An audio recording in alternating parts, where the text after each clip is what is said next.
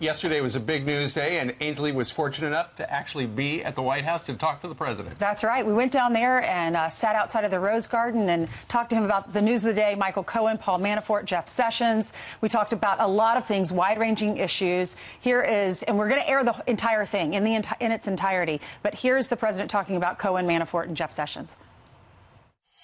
Mr. President, thank you so much for sitting down with me. How are you doing? I'm doing great. We had an incredible rally last night in West Virginia. It was beautiful, a tremendous crowd, and I think we're going to win a race, a big race over there. And I guess you could say that our numbers in winning, whether it's for the Senate or for Congress or for governor, has been very good. How is our country's first lady doing, and how are your children? She's doing great. She's a terrific woman.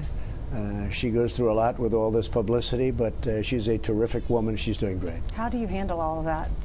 Well, it's part of my life. I guess my whole life has been this way. Somebody said, oh, gee, this is always such controversy. And I don't know, I've always had controversy in my life, and I've always succeeded. I've always won.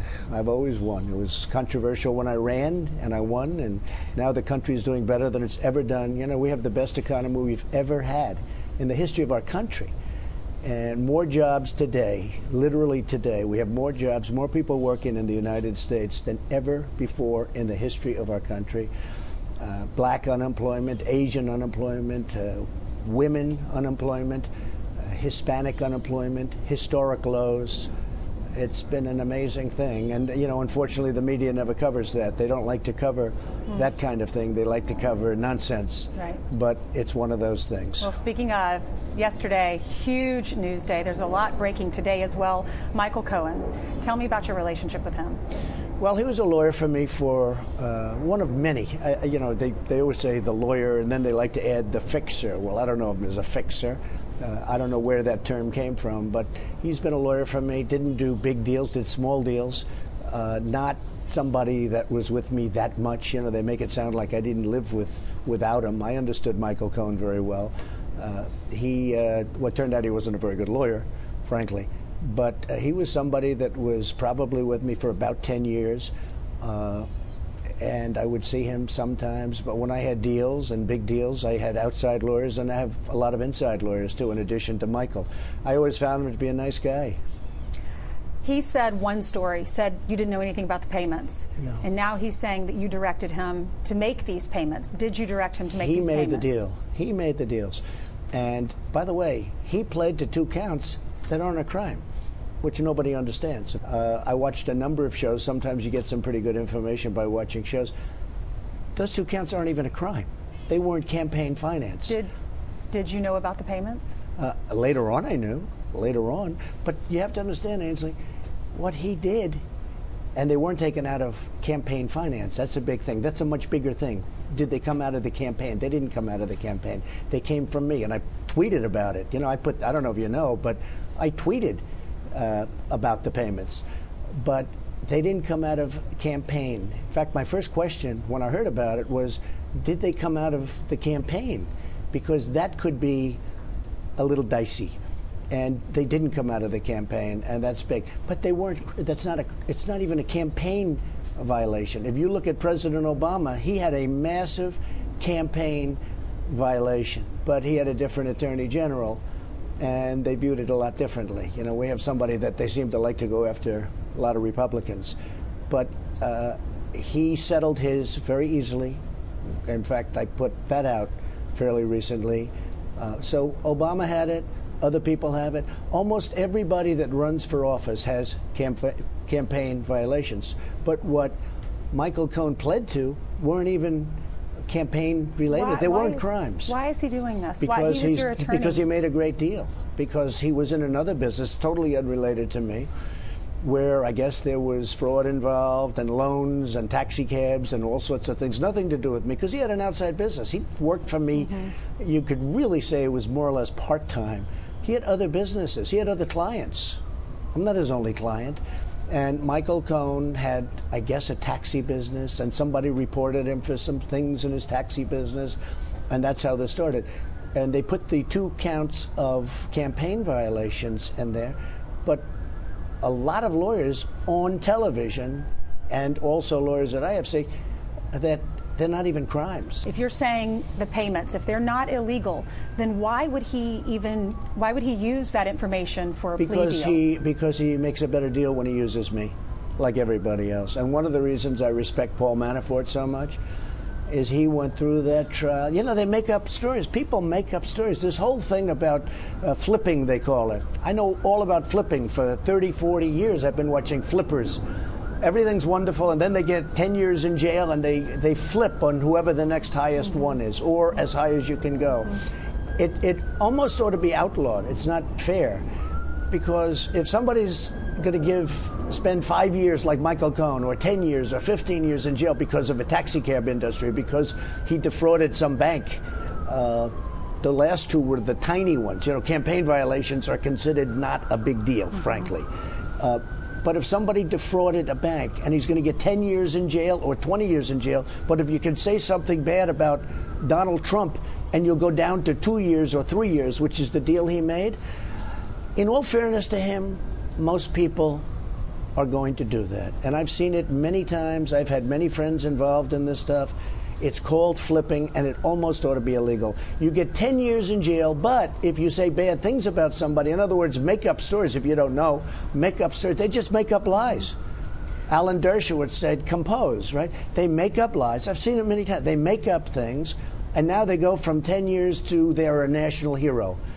They have a statue erected in their honor. It's not a fair thing, but that's why he did it. He made a very good deal. I mean, for what he did. But I'll tell you that somebody made a better deal. Awand, the IT guy for Schultz, Congresswoman Schultz. He had all the information on Democrats. He had all the information on everybody. He went to jail holding the hands of the Justice Department and the FBI. They sat there together. They were smiling and laughing. And he got nothing. And he stole money. And he had more information on corruption of the Democrats than anybody. And they don't even have his computers and his servers. They just gave him nothing. You saw that. It was on your show. They gave him nothing. Nothing. Double standard? Double standard. I mean, he was worse than anybody, in my opinion. He got nothing. He's a Democrat. He got nothing. The reason he got nothing because the Dems are very strong in the Justice Department. I put an attorney general that never took control of the Justice Department, Jeff Sessions. Never took control of the Justice Department, and it's a sort of an incredible thing. We have this country going so well. Mike Pompeo is doing incredibly. All of my people, they're doing incredibly.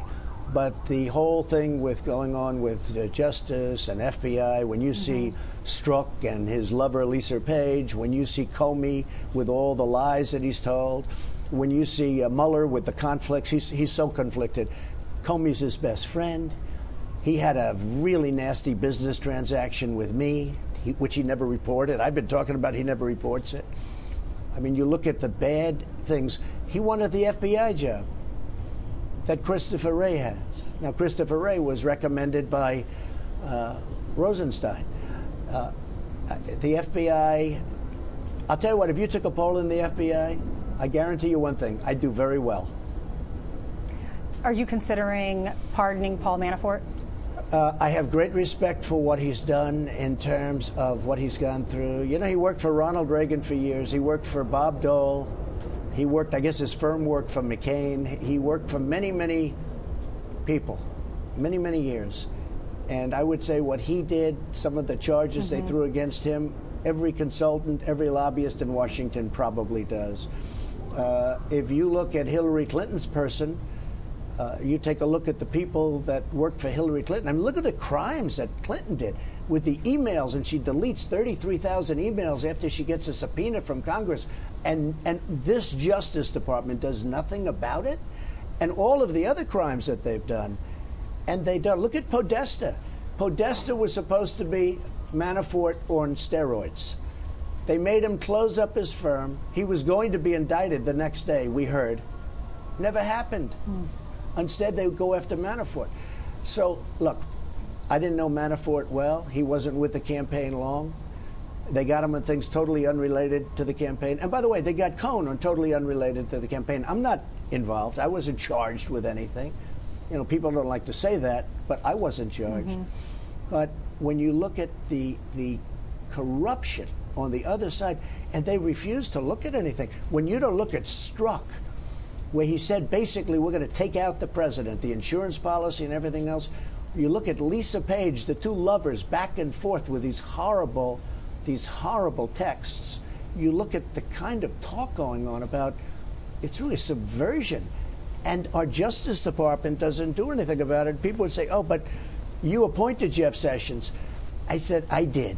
But I really feel as long as this is going out, I don't have to do this, but I will stay uninvolved, and maybe that's the best thing to do. Mr. President, a lot of people are frustrated. A lot of your supporters are frustrated with the DOJ, with Jeff Sessions. There are rumors that you're going to fire him after the midterms and Rosenstein. They also want these documents. They're wondering if you will use your power to get these documents released. At the right time, I think I'm going to have to do the documents. I didn't want to, but I think I'm going to have to. There's such corruption. Before I got here, it's from before I got here. It's the Obama administration. And you look at what happened. They surveilled my campaign. It's very simple. The Pfizer report, the phony fake. Rosenstein signed the last Pfizer report. It bothers me. It's always bothered me. Will you fire him? Will you fire Sessions? Well, I'll tell you what. As I've said, I wanted to stay uninvolved. But when everybody sees what's going on in the Justice Department, I always put justice now with quotes, it's a very, very sad day. Jeff Sessions recused himself, which he shouldn't have done, or he should have told me. Even my enemies say that Jeff Sessions should have told you that he was going to recuse himself, and then you wouldn't have put him in. He took the job, and then he said, I'm going to recuse myself. I said, what kind of a man is this? And by the way, he was on the campaign. You know, the only reason I gave him the job, because I felt loyalty. He was an original supporter. He was on the campaign. He knows there was no collusion. And what's come out of Manafort? No collusion. What's come out of Michael Cohen? No collusion. This is stuff that they got. Right. How about with Michael Cohen, in all fairness to him, they raid his office at 6 o'clock in the morning? And how about with Manafort? They raid his home at like 5 in the morning, I think on a weekend, and his wife is in bed, and they go in with guns? Yeah. This isn't Al Capone.